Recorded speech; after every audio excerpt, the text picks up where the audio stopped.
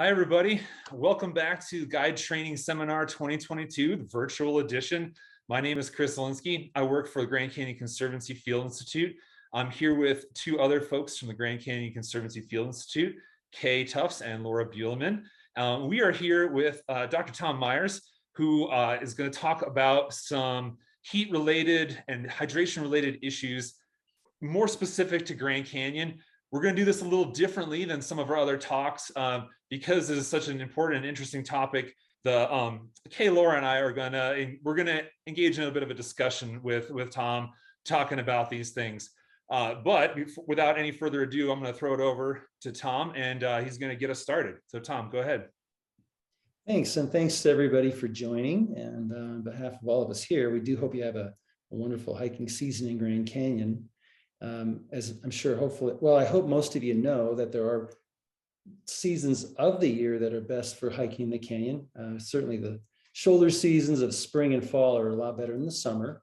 And Grand Canyon, being that it is the biggest desert canyon on earth, heat can be a problem almost any time of the year. But certainly as we head into the warmer months in the very near future here, it's something to always be forefront of your mind. When it comes to heat illness, most people appreciate the fact that not enough water is bad. That can cause dehydration. And dehydration, if it goes untreated, can lead to a problem called heat stroke. Heat stroke basically is where the body is overwhelmed by a rising temperature, and it causes multi-system organ failure, and a person can die if it's not treated immediately. What people don't know often is that there's a problem where you have too much water. Too much water can be just as bad and lethal. Too much water can cause a dilution of the blood sodium. It's called hyponatremia or water intoxication. What happens when the blood sodium is too low, our body tries to compensate by shunting extra water out of our bloodstream and into the central nervous system. And unfortunately, the brain can swell. If the brain swells too much, it will eventually have this problem called herniation, and a person can die. So basically, too much water is bad, dehydration, and that leads to heat stroke. Did I say that correctly? Too little water is bad. Dehydration leads to heat stroke, and then too much water is bad, leads to hyponatremia. The way to prevent both is pretty straightforward. You drink according to the dictates of thirst. Everybody's different in size and how much they sweat based on their exertions. So the simplest way to prevent it is drink according to your thirst. You don't have any fixed ranges or fixed timing. Okay, so if you do that and then you supplement or you try to augment your own sweat to keep yourself cool by pouring water over yourself, that's called artificial perspiration. Those are the two things that will help keep you from suffering from heat illness in the Grand Canyon.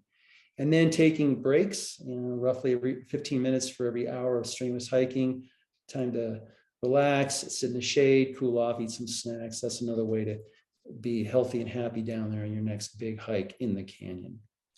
Great. Tom, what are some critical early signs and symptoms that we should be on the lookout for with these issues? Right. They're pretty sneaky, unfortunately. They mirror themselves very early on. Think of like when you have a virus and you feel kind of crummy, you get those achy, you get body aches, you get a little headache, you get a little nauseated, you get a little cranky. It can happen with dehydration and early hyponatremia. So, trying to sort out which one it is, a lot of it comes down, it's like, well, how much have you been drinking? Generally, if a person is drinking in warm weather, if they're drinking more than a half liter towards that upper liter, toward a liter per hour, that's usually going to push them toward hyponatremia. Conversely, if they're drinking less than that, a half liter, quarter liter or less per hour, they're more likely to be dehydrated. So early on, it's the most important thing is going to be the history. If for yourself or with your hiking with friends or family or clients, like stop, sit down, get some of the shade, cool them off. And before you give them any fluid, you try to get an adequate history of how much they've been drinking, and then have you been urinating? If you're urinating less than, say, every 3-4 hours and it's not much, you're dehydrated. If you're peeing a lot, like every 1 to 2 hours, and it's copious and clear, you're probably hyponatremic. Yeah, that's a Thank you. good tip. Go ahead, Laura. Sorry. No, that's okay. No, thank you. And that kind of leads into another question around what is something that's good. So as you start to experience dehydration, hyponatremia, or heat illness, your level of responsiveness lowers. So what are some things that we can sort of use to self-diagnose when we're out there? Sure. I think the biggest thing is be vigilant about those early symptoms. Symptom is what you feel. I got a headache. I'm really getting fatigued. I'm getting nauseated. I can tell I'm getting cranky. Then you stop and sit down, and then there's a couple other things you can do to help make the diagnosis on yourself. Like you can check your pulse. If your pulse is rapid and gets even higher if you stand up, and what I mean by rapid is generally over 100 or more, that can be a sign you're dehydrated. If your pulse is normal and you have all those other symptoms, well, it might not be that you're dehydrated. So then you think back, it's like, well, when was the last time I went and urinated? If it's been within the last hour or so, or a couple hours, and it was a good amount, you're probably not dehydrated.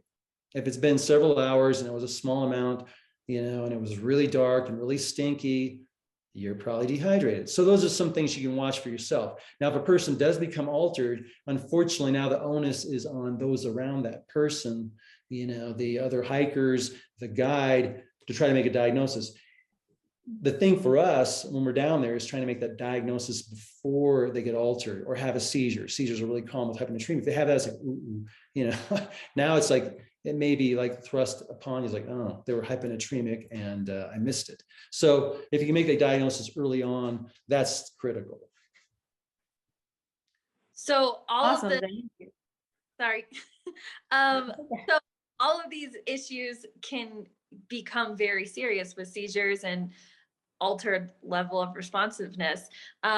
Is there a specific sign and symptom that can change or that can kind of tip us off to know whether somebody needs to be evac'd or whether they can stay in the field? Like, how will we know? Mm-hmm. If somebody is altered, either problem, or maybe it's something completely different. Maybe they are actually having a true stroke or something. If somebody's altered, like, hey, they're not themselves, they can't tell you who they are or where they're at or the date, that person absolutely has to be evacuated. If somebody has unmitigated vomiting and nausea, and that it's only going to get worse from here on out, it's like, geez, we can't control it. We can't seem to kind of get a handle on it. That person is going to be at really high risk for, dehydration and maybe end up in heat stroke. So a person like that too would have to be evacuated. If they're so weak for whatever reason, like say, hey, they're not vomiting anymore. They're oriented. They know where they're at and who they are and who I am, but they're so weak they can't stand, they can't move. And plus I got this big heavy pack that, I can't carry. That person should be evacuated. So, there's some definitely, the biggest thing without question is if there's any sense that these person's altered or, their symptoms are progressing, getting worse, their nausea, their vomiting, they need to go out. When in doubt, send them out. Yeah, that's great. I mean, that's a great catchphrase that I think is important to remember, especially with heat related illnesses.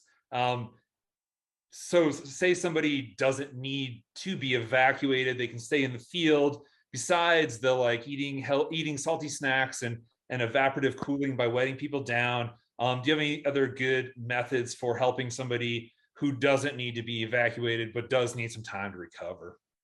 I think the biggest thing with that is probably have a low threshold to completely change your agenda. It's like, oh, I know we wanted to get this point by this time. You have to make sure you're doing the right thing in the best interest of that person's health. And it may be, look, we're going to sit here for several hours until the sun goes down, and then we're going to move. And we might have to have our headlamps and stuff and do some of this in the dark. But that is a lot often the more wise decision than trying to keep pushing because you had this specific agenda. It's like, okay, the problem with a lot of people in Grand Canyon is they have a plan A. Hey, here's what we're going to do. And they stick with plan A until it's too late or there's a horrible outcome. You should have a lower reflex to go to plan B, provided you know your plan B is pretty good. So I would say when in doubt, rest, take it easy. And then once you start moving again, you know, do it gradually. Don't go from like laying there and trying to go to a fast sprint again. You know, start with those baby steps, you know, test the water, so to speak, you know, how much can I do? And then do it gradually, take frequent rest breaks if need be. And then, you know, hopefully get where you're going to be safer for the rest of the day or out. Yeah. Thank you. And it's always good to know, I think for anyone listening to know where emergency phones are along any of the trails at Grand Canyon, specifically along the South Kaibab, the Bright Angel, and the North Kaibab. Those are always very helpful in situations. So to bring it back though to hyponatremia, dehydration, heat exhaustion, and heat stroke, can you tell us a little bit of the difference between hyponatremia, dehydration, heat exhaustion, and heat stroke, so we would be able to recognize it better in the field? Right. The term, you know, I like use the word dehydration because that's very specific. I got low fluid volume in my body. Heat exhaustion, you can have a dehydration heat exhaustion form. Heat exhaustion, basically, I'm exerting the heat and I get exhausted. Well, what is it? It could be a dehydration form. It could be a hyponatremia form. You know, we use heat exhaustion to mean dehydration. Most lay people will say, hey, they're heat exhausted, they got dehydration. And then, you know, heat exhaustion / dehydration, if it's not treated, it's a continuum into heat stroke. If I get dehydrated, it's harder for my body to keep my core temperature control. It's harder for me to cool myself because I make less sweat, my core temperature rises, and pretty soon I have this state of heat stroke. So, and then hyponatremia is part of a heat exhaustion. I mean, it's really common in the heat. It's not specifically related to heat. Like if somebody is in the heat, they're not going to get hyponatremic. They will if they're over drinking. If somebody's in the heat and they're not drinking, they can definitely get dehydrated. But it's so strongly associated with heat, this over drinking, low sodium form, that we lump it in there. But it's completely opposite. One is too much water, hyponatremia. One's not enough, that's dehydration, heat stroke. So, but when we say heat exhaustion, yeah, we're meaning like, hey, you get, you know, dehydration and stuff, and you know, that can be lethal if it goes to heat stroke. So treat it early, recognize it early, and treat it. And how you treat it, you cool them off, cool to comfort, get them in the shade, and don't give them more fluid until you get a good fluid intake history. You don't, just resist the impulse to reflexively say, hey, I just saw you throw up, drink this. Don't do that until you're confident you know what you're doing. You know what you're treating. We've talked a lot about treatments, and you mentioned in the beginning of your talk, a way to prevent these illnesses is to drink to thirst. Do you have any other tips or tricks to prevent heat-related illness or hyponatremia? And also, I'll just chime in there real quick. What do you consider adequate water and hydration? Right. So what's adequate for, you know, Zeke or you girls is not necessarily adequate for me. You know, it's like the Goldilocks principle. You know, you have to do what's just right for you. And what's just right for you is you do it according to your dictates of thirst. So that's the first and foremost. You know, you drink according to thirst. If it's really hot, if you're in the corridor and you have access to the creek or water spigots and stuff, get wet. You know, hey, it's like, I don't care if my shirt's sticky and, you know, clinging on me. It's like, you know, that's sweat you didn't have to earn. Plus you'll hike better. You'll be stronger. Your body will stay cooler. You'll be more efficient in your hiking. So get wet. Clothing is really important. You know, if you have a big hat to decrease the solar load on your direct skin, you know, a cotton shirt that helps. Usually cotton is okay in the summer. It breathes and it helps with evaporation of the water off your skin and help cool you off. Long sleeves are great.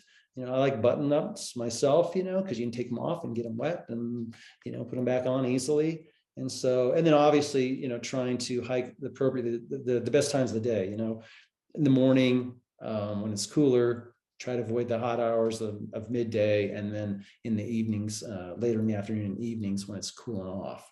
So, yeah. Yeah, good tips. And I think it's important for everybody to remember appropriate water consumption is different for everybody. Like I've been out here for a long time, but I'm a big guy and I sweat a lot. So what is an adequate amount of water for me is not going to be the same as somebody that I'm hiking with, even though I'm acclimated to this environment. And it, like you said, right, drink to thirst.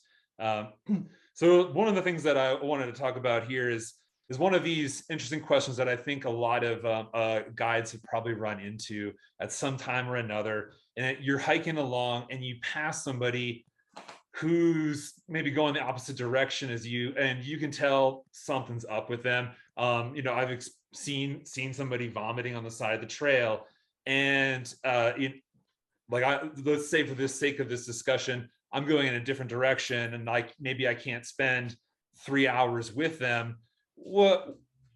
How do I talk to them, get them to help them first, and then talk them through what they need to do, whereas I need to like go the other direction with my group, but they're maybe heading out from the canyon that day?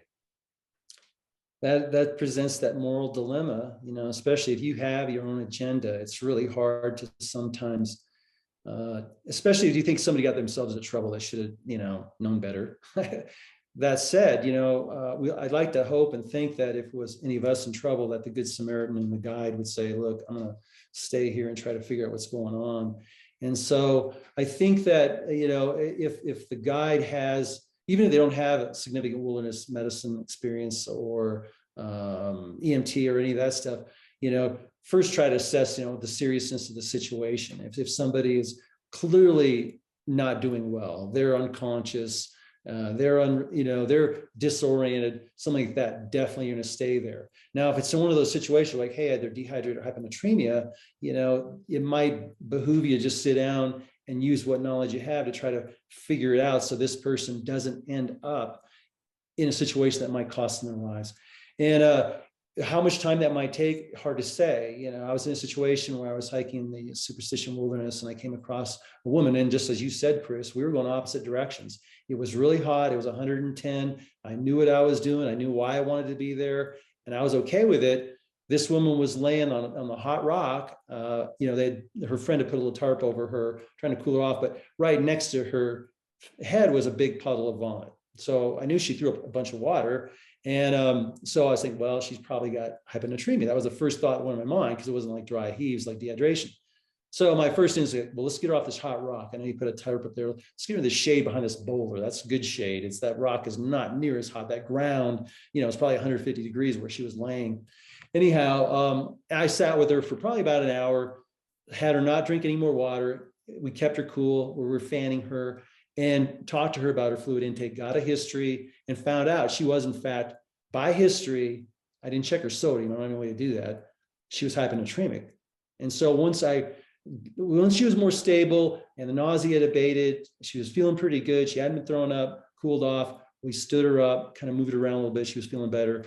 And then I sent them on the way back to the parking lot and the trailhead, and I went back my way. But it took over an hour. And so I think it was the Good Samaritan, right thing to do. And I'm glad it didn't end up bad. I didn't read about her name in the paper the next day. So I was pretty happy about that. Yeah, that's great. And then I think it's always good to these are things that a lot of us have encountered. So I think it's important to just have these conversations about. Absolutely. Yeah. Especially on the corridor trails, it will happen. Yep. And so you just got to have that, be prepared and tell the clients or the people you're with, it's like, hey, this might take a little while. So. Yeah. And I know I've never experienced clients who are like, you can't do that. They're usually very, very accommodating. They understand. They don't want to see people hurt either. Yep. Thank you. So another question, hold on one sec. Sorry, I gotta pull it up. So these days we see a lot of people going for electrolyte replacement products. How effective do you feel that these are? Do you consider them a salty snack? And then what do you consider a salty snack? Mhm. Electrolyte replacement products, especially like when it comes to drinks, even the most concentrated ones are only about a third of the sodium level that you're losing in sweat. So they don't adequately replace it. If you're relying on that, it's not going to do it. That said, if a person drinks that, but they're only drinking according to their thirst, they're usually going to be okay. They'll probably be starving because they're not eating, but they're probably not getting in trouble. If people drink and drink and drink and electrolyte replacement drink and they overdrink what they need, they will still get hyponatremia. I want to make that very clear. If I drink too much electrolyte replacement drink, I can still get hyponatremia because it doesn't replace what I need. You get more water than you get sodium. So your sodium will still bottom out. And that happens all the time. So you drink according to dictates of thirst. I think it's important for people if they like, and I do, I like to have a combination of regular water and then a packet of something like Gatorade that I can get some sugar and electrolytes that I can mix into water, because usually when you're hiking, the first thing you want when you're straining a lot is a little sugar, because your blood sugar will drop a little bit of hypoglycemia. So you'll crave sugar. So that's where those drinks can come in really handy. And then later when you're eating, and by the way, 75% of our fluid intake will be with eating, you'll maybe crave something salty. And I think as far as your question about, what's considered, a salty food or salty snacks, like it's junk food, it's the salty chips and crackers and those easy to digest carbs, because you get instant carbs and a lot of salt right up front. And it's great because a lot of times your body will tell you, it's like, hey, I need some salt. Those are the moments when we go, God, I could really use something salty, like a piece of pizza or some French fries, or, maybe some Pringles. And so it's good to have a combination of sweet and salty, because your body will tell you what it wants. And usually right when you're done exerting, you want that sweet first up front, and then you want the salt and stuff with your meals. So a combination of both is good. Thanks. I know paydays are one of my favorites. Do you have some favorites from the group too? Tom and Chris and Kay? You guys have some favorite salty snacks? I like Cheez-Its. Cheez-Its. Mm-hmm. Nice. Tom? I like Gardettos. It's a classic. I feel like I remember getting Gardettos as a kid from vending machines all the time. Yeah. I'm a big fan of the Gardettos and like Goldfish and things like that. Yeah, Cheez-Its, love them. Yeah. Just as an anecdote to that, Laura, I would suggest people have their favorite salty snack or food with them. Here's a little story. A guy that got severe hyponatremia in the canyon. He was over drinking and he ended up going into coma. He had a seizure, ended up in the hospital for several days because of his hyponatremia and brain swelling. When I asked him what he thought the problem was, he said, "Oh, I know what it was. I quit eating." And I said, "Why was that?" He said, "Because the guide only had these burritos that he brought along, and he said he didn't like them. He thought they were not appetizing. He said they were pretty repulsive. And so he quit eating. And all he did was sit in the shade and drink water." And I said, "Well, if you were what did you want?" I said, "If you could add anything to eat at that point, what would you have wanted?" And he said, "I wanted top ramen." And so top ramen is a good trick too. Have that in your back pocket, your backpack. Have that with your salty snacks, but throw some ramen in there, because even the little salt packets are often good. You can make your ramen as concentrated salty as you want, or just suck on that. And that's actually how we treat people with hyponatremia at the ranger station at the bottom of the Grand Canyon, or in Garden, Cottonwood, with concentrated ramen salt packet. We can hyper concentrate that as a slurry, and then have them take it to what they can tolerate to treat the hyponatremia. So the lesson is bring your favorite salty junk food. Sorry, Kay. That's bring your favorite salty junk food. I bet that guy wished he'd brought some ramen that day. All right, I'm done, Kay. Okay. I was wondering. Oh no, she froze. Am I back? Am I back? Yes. I was wondering how often people should be consuming salty snacks, and as we're packing and preparing for a trip or a hike, how much would you recommend bringing of a salty snack? Mm-hmm. I think a good amount is, you think of what you would have on a given day. And if you're doing a big hike, like say you plan to go to the river and stuff, I would say err on bringing 2 to 3 times what you'd have as far as calories. closer to that 3, just because you want to have a little margin, because you're going to deplete a lot more than you might think. And as far as how often to eat and how much, it's again, it depends on the person, kind of that Goldilocks principle. But there's kind of a rule of thumb that with fluid and sort of food, that for every hour of strenuous hiking, you need about 15 minutes to recuperate. And it's cumulative, so if you go for 2 hours solid, it's probably gonna be about a half an hour for you really to kind of, feel refreshed. So that in that half an hour after 2 hours of hiking, it's where you would stop, kind of cool off, drink a little bit, maybe have your sugar drink up front. And then, you kind of feel like, hey, I'm recirculating my gut, because when you're hiking, all that blood is shunted to your muscles and stuff. So it's not time to eat, it's like fight or flight. So when we rest, that's when it's like dinner in a movie, and we circulate our gut, and then we can eat and absorb the fluid and the food that we're eating. So it's about 15 minutes, excuse me, for every hour. And I would say bring about 3 times the calories you might plan on for a given day. So, if it's a sandwich, and some chips, I'd be like, hey, bring 3 sandwiches and, triple the chips. I think that would be for the, an entire day. So. Yeah. Great. Yeah. So a couple of things that I have heard in some trainings is that there's some medications that can make people more susceptible to heat and hydration illness. Often reference antidepressants or antihistamines being 2 of those that can have that problem. I was wondering if you could talk a little bit about that, and especially for those people who might take some of those medications, what might they need to do a little differently? Yeah, so antihistamines and decongestants and certain blood pressure medications, especially those that are a diuretic, those can make us lose fluid. And so it's important for people who are on those. It's not like you can't hike in Grand Canyon, but you have to be extra vigilant about making sure that you're trying to maintain adequate hydration, drinking according to thirst, and use other factors to keep from getting dehydrated, like have a low threshold to use that artificial perspiration, the evaporative cooling where you pour water on yourself over your head. You wear the sun protective clothing, sunscreens, things like that. Frequent stops, cool off, try to minimize, the profuse sweating as much as possible. So, it's really important for people who are on those things, especially if they feel like, something like their blood pressure medication, they can't go off of it. That's is what it is. So, but if there's stuff that's kind of elective, decongestants and antihistamines, if they can not have to take those, that would be helpful as well.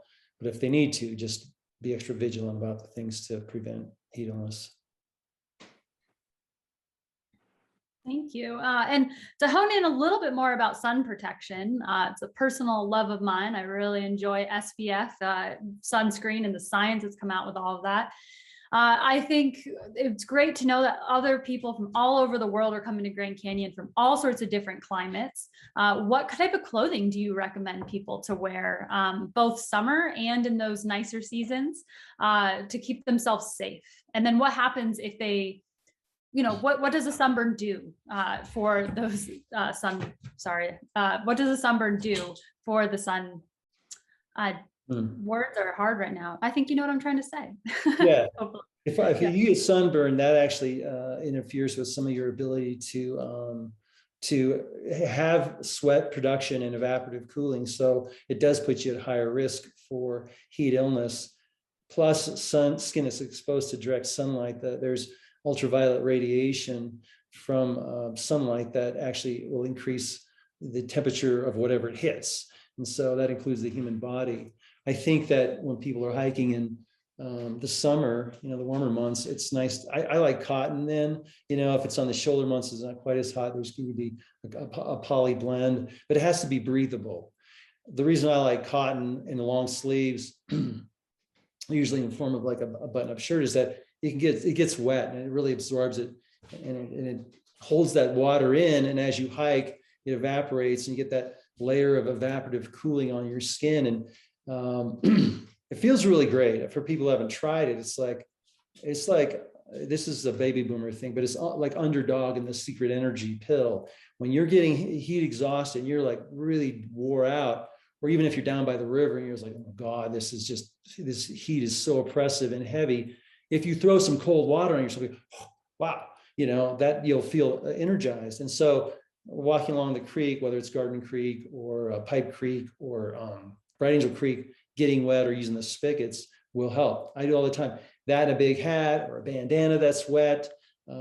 It just makes all the difference in the world when it's really, really hot. So, and then the sunscreens and stuff, definitely want to do those. This clothing should have an SPF on it too. Really thin white material, you can get sunburned through that. But sunscreens are really great because one, if you get it too, it's really painful, but it also does put you at higher risk for heat illness and heat stroke for what we just talked about. So yeah, embrace the cover up, really. Yes. Tom, what do you think is the biggest mistake that people make when it comes to hiking in Grand Canyon, as far as like when it comes to like heat and hydration concerns? Mm-hmm. I think the biggest by far and away is a person, they overestimate their ability and they underestimate the wilderness. They really, a lot of people way drastically underestimate the Grand Canyon, and the problem is for a lot of people, it's deceptive, right? Even the depth, when the Spaniards got here, they thought it was, as third as deep as it is. And they thought the Colorado was like 6 feet wide.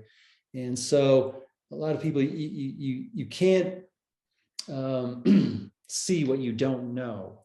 And so if people don't understand that it's a big desert wilderness in there, they get in trouble all the time. I think it's really important for people to one thing I would say is never hike into Grand Canyon, deep into Grand Canyon. Like if you do something, a mile or two in, maybe, but never go deep, like down halfway down to the river or off trail on a whim. That's a huge mistake.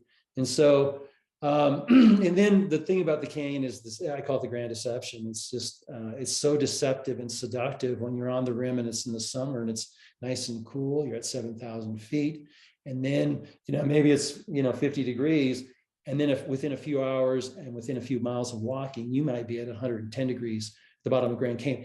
It's one of the few places on the planet where you can have that drastic of a differential in temperature just by walking within a few hours. I don't even know if there's any other place that has it quite to that level as Grand Canyon. But anyway, so that deception is like, oh, hey, it's easy, it's seductive. I pick my foot up, I lean forward, and gravity does the rest. And now I'm down in the canyon beyond my preparedness and my physical ability and what I brought with me. And I look over my shoulder and I have this huge mountain to climb out and it's blazing hot.